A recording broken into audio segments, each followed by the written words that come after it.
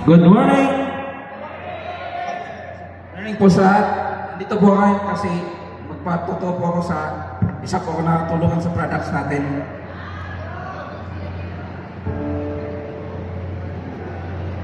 Next. Pakilala po pala ako. Ako pala si Danny Bioy, 45 years old. Dating cellphone technician na nagkaroon, last year po nagkaroon po ako ng intracranial mass, may namumuong dugo sa utak ko. Kaya last March 2024, yan na confine po ako sa sa Les Avenue.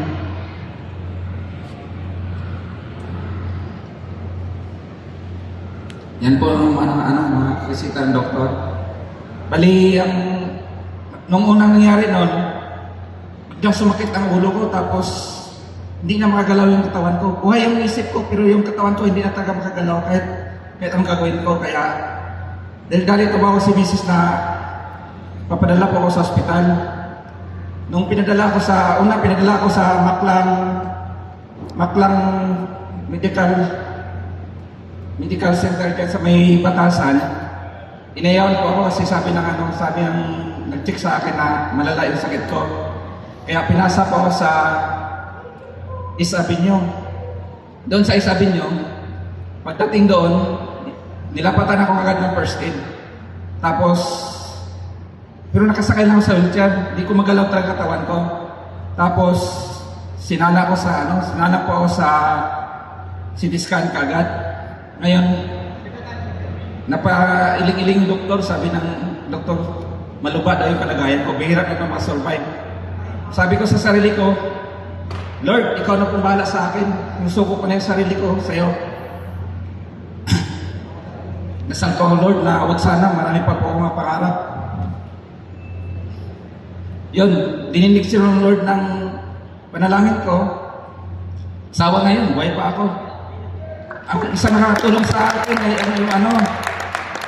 yung product natin na Elevate in one at saka It Herbs, yung dalawang product yung pinsabay ko.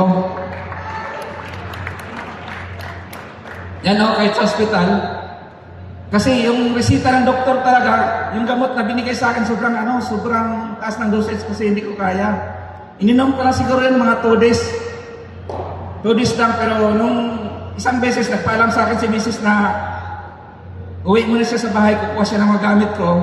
Sabi ko, sige, pag umuwi ka, dalhin mo yung products ko doon na It Herbs at saka yung It Elevate in one. Kaya yung resita naman ng doktor, ininom ko rin sa 3 times hindi dapat yon. Ginawa ko isang beses na lang. Kasi hindi ko kaya yung dosage ng product.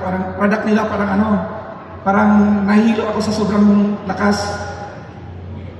Kaya pinaalam ko naman yung product natin, okay naman daw, sabi ng doktor, okay naman kasi yan, food supplement naman yan. Approve naman sila na inumin ko daw yan. Tapos, sunod-sunod ko na minom po ako ng isang It Herbs at saka, isang Elevate in one pala at saka dalawang It Herbs. Nagsabay ko yung 3 times a day. Kaya yun, sa awa ng Diyos, yung sakit ng ulo ko, unti-unti ko siyang nawawala. Tuloy-tuloy ko yan hanggang halos umabot po ng 2 linggo. Kaya sabi talaga ng doktor sa akin, kailangan daw talaga ako operahan. Pero tinanong ko kung paano po paraan ng pag-opera. Ang sabi nila hiwain na yung scalp ko, tapos i-grinder yung ulo ko para masipsip yung dugo na mumuro sa utak ko. Kaya hindi ako pumayag kasi bihira lang ako survive ng gano'n.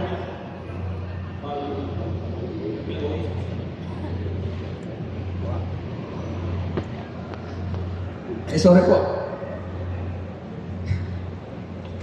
Sorry, hindi po kasi sanay. Kaya, laki ko po talagang pasasalamat sa Diyos natin na binigay niya sa akin si Tao Libit. At saka maraming salamat po sa buo ng Tao Libit, lalo na kay CEO Captain Robert de la Viña. Maraming salamat po. Mga Biodes, maraming salamat po sa inyo lahat na dahil sa Tao Libit, nadugtungan po ang buhay ko. Hanggang ngayon, malakas pa ako. Pero sabi nila sa akin, bihira na ako ma-survive, pero ngayon buhay pa ako sa awa ng Diyos. Kaya maraming salamat po, Lord, na binigyan mo sa amin sa Tawalibet. Alam ko marami pa matutulungan sa products namin sa pangkalusugan at sa financial po. Sa susunod po, aakyat po ako dito na hindi po magbahagi sa products, magbabahagi po ng success story ko po. Thank you. Hoy!